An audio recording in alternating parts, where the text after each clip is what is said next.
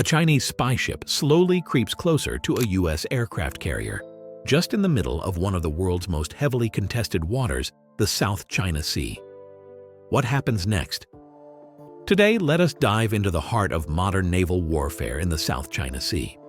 The South China Sea is one of the most strategic and busiest waterways on the planet. Almost 10% of the total trade in global trade passes through the South China Sea every year.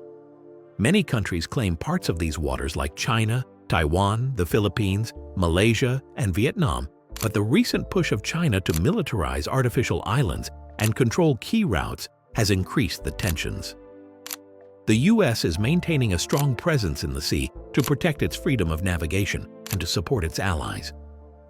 That's why you often see massive U.S. carriers sailing in the sea, projecting its power and ready to respond to any regional threat. Imagine this, a Chinese spy ship, a vessel that weighs around 6,000 tons equipped with advanced electronic surveillance gear, which is specifically designed to eavesdrop on communications, radar, and other signals emitted by naval forces. The mission of the ship is very clear: to gather intelligence on the U.S. carrier strike group, from its radar frequencies to aircraft takeoff schedules, and send it back to Beijing. Meanwhile, the U.S. carrier is literally like a floating city. The Nimitz class is one of the largest warships ever built, tipping the scales at almost 100,000 tons fully loaded. It can carry around 70 aircraft and more than 5,000 personnel. The carrier's complexity and sheer size mean it is not just about power, but also about layered defenses, smart strategy, and spontaneous reaction. This is not some war movie plot. This is a silent standoff between two naval giants, each flexing their power but careful not to ignite a full-blown conflict. What really happens when they get close? When the spy ship approaches the carrier, the crew of the U.S. carrier monitors its every move using a combination of sonar, radar, and electronic warfare systems. The carrier's Combat Information Center, CIC, becomes the nerve center that analyzes signals and plotting courses to maintain a safe distance while denying the spy ship critical data. One of the key defenses is the electronic countermeasures of the ship designed to jam or spoof the enemy sensors. The carrier strike group also has escort vessels with destroyers and cruisers that are armed with missiles, advanced radar, and anti-submarine weapons, ready to intervene if needed. The naval commanders have several options for defense. They should maintain a defensive perimeter by keeping the spy ship at a distance where it can't gather useful intelligence, but at the same time avoid direct confrontation that could possibly escalate the tensions. They use multiple signals jamming and deception to blind or confuse the spy ship's sensors. A destroyer, which is ready to respond if it crosses certain thresholds, is assigned to tail the spy ship. Also, clear messages are broadcasted to remind the spy ship of international laws and the consequences of hostile actions. If the spy ship crosses into sensitive zones or behaves aggressively, the carrier strike group can increase alert levels and prepare for potential evacuation or defensive maneuvers. Beyond technology, it's the decisions of the crew and commanders that defines the outcome. Every action is carefully calculated without any chances for misstep that could spiral into conflict.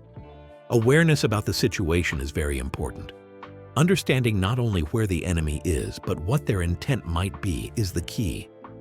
Is the spy ship testing boundaries? Are they sending a message? Or simply conducting a routine surveillance? Commanders must weigh the international law and rules of engagement to study whether a show of force is necessary in that context, or would it provoke unwanted tension. The complexity of naval warfare these days is a blend of raw technology, strategic patience, and human judgment. Now pause for a second and imagine the spy ship suddenly sending a flood of data back to China. The carrier's crew detects a potential cyber attack aiming to infiltrate their systems. How do they defend themselves in this battlefield of modern warfare?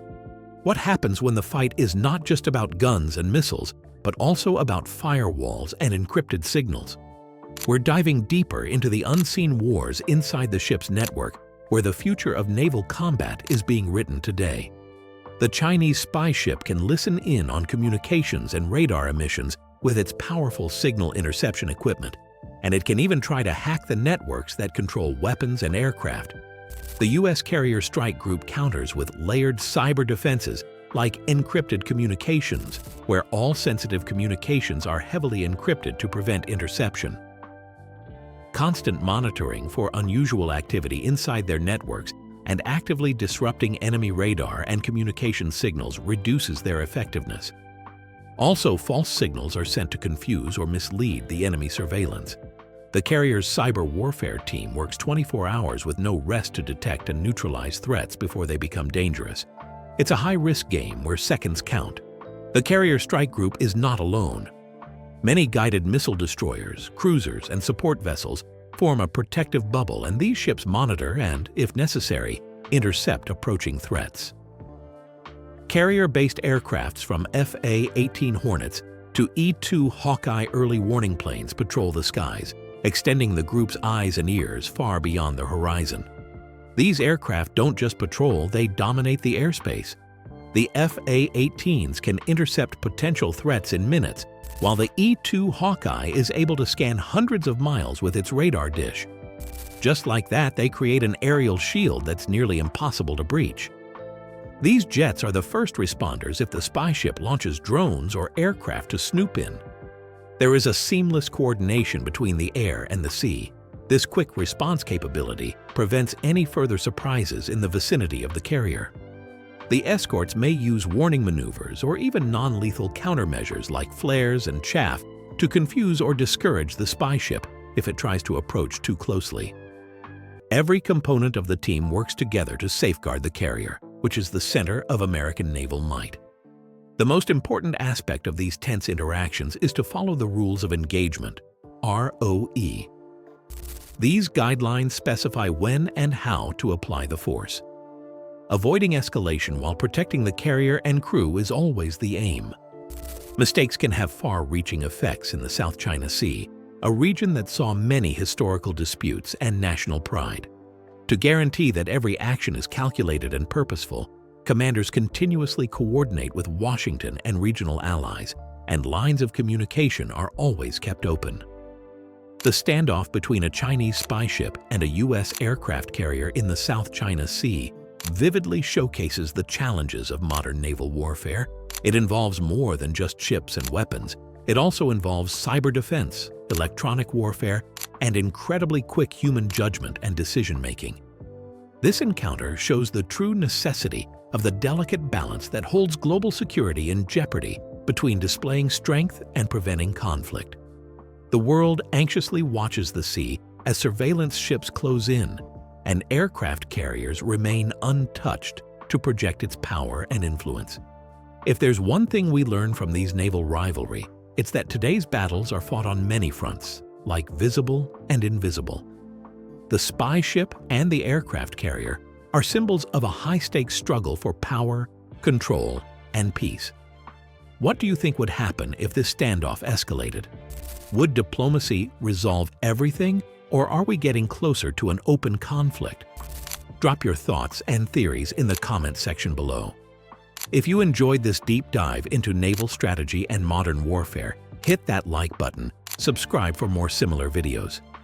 Thanks for watching, and see you in the next video.